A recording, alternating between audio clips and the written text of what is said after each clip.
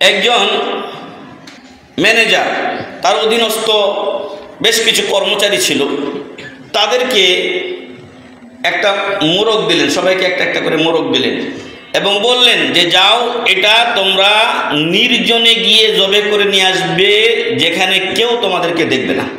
তো সবাই গিয়ে জবাই করছে, একটা লোক জবাই করেনি। তো উনি বললেন এতগুলোকে কি জিজ্ঞাসা করব, এই একটা লোক কেন জিজ্ঞাসা করেন, জবাই করেনি তাকেই জিজ্ঞাসা করি। বললেন যে আপনি কেন জবাই করলেন না? তো উনি বলছেন যে আপনি তো বলেছেন কেউ যেন আমাকে না দেখে, আর আমি যখন জবাই করতে গেলাম নির্জনে গিয়ে, মানুষ তো কেউ নাই, কিন্তু আমি চিন্তা করলাম আল্লাহ আমাকে দেখছেন। আল্লাহু আকবার। আমার কেরামান কাতিবিন দুজন ফেরেশতা আমার কাছে আছেন, তারা আমাকে দেখছেন।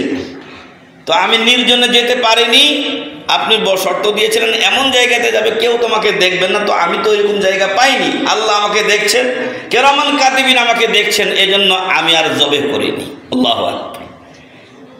উনি বললেন যে এটাই আমি আজকে পরীক্ষা করতে চেয়েছিলাম, আজকে তুমি পাস করছো, বাকিগুলো সব ফেল করছে।